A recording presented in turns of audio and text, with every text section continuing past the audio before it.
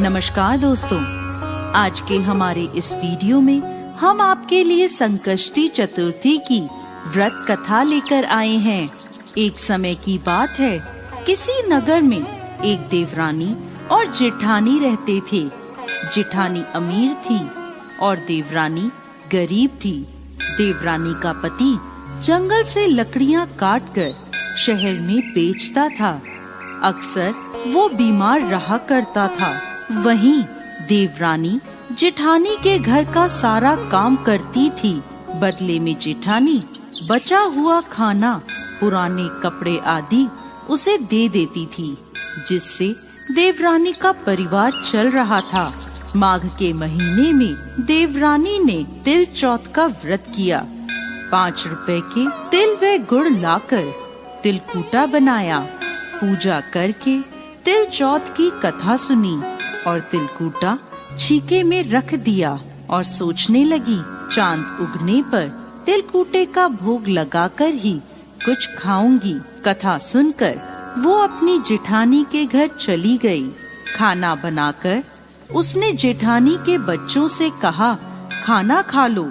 तो बच्चे बोले, जब माँ खाएगी हम भी तभी खाएंगे।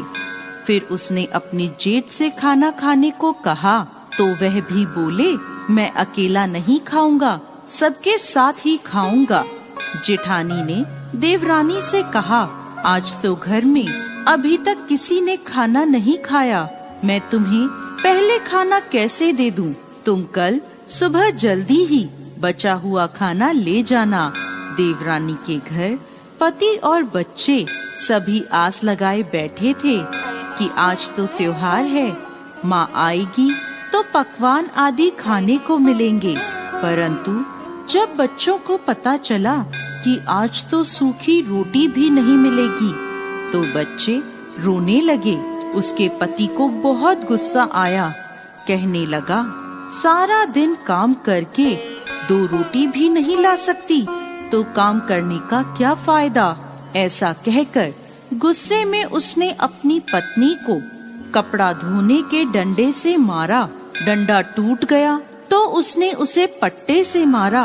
वो बेचारी गणेश जी महाराज को याद करती रोती रोती पानी पीकर सो गई।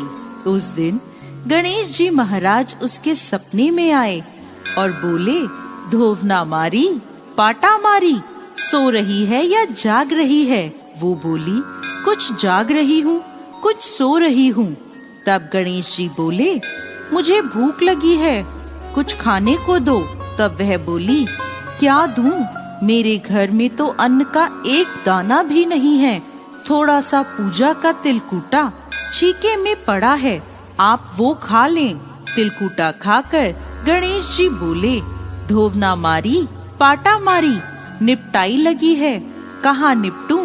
वो बोली, ये पड़ा घर, जहाँ इच्छा हो निमट लो।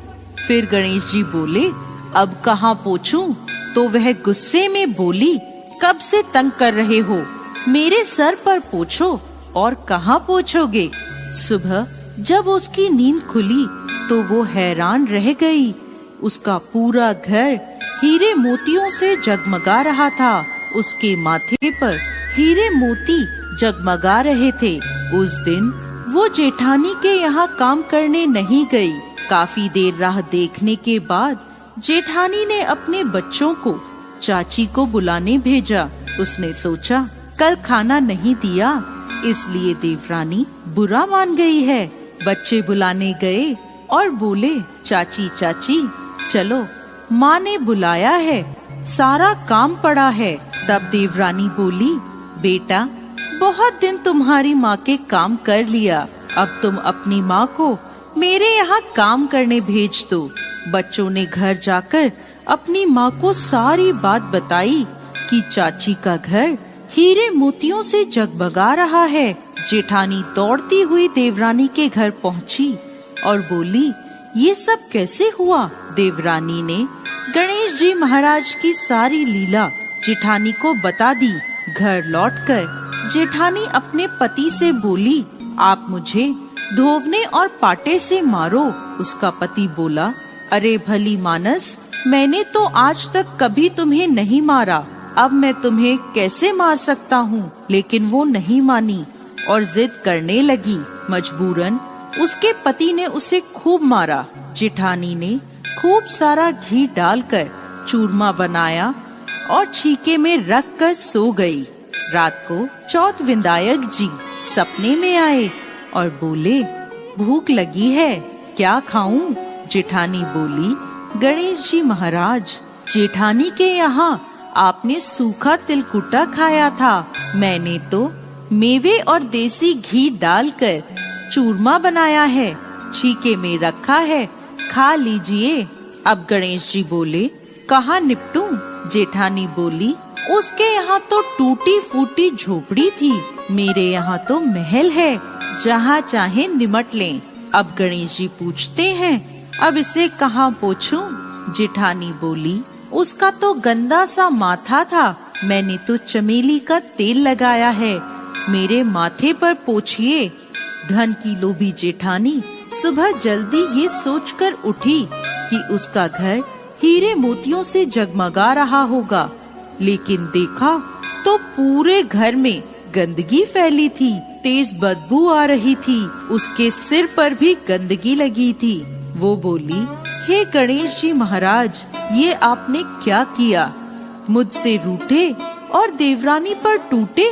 जेठानी ने सफाई करने की बहुत कोशिश करी, परंतु गंदगी और फैलती गई।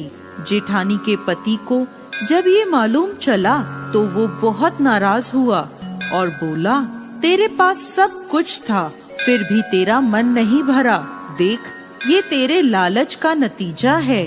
परेशान होकर जेठानी गणेश जी महाराज से विनती करने लगी, माफी मांगने लगी।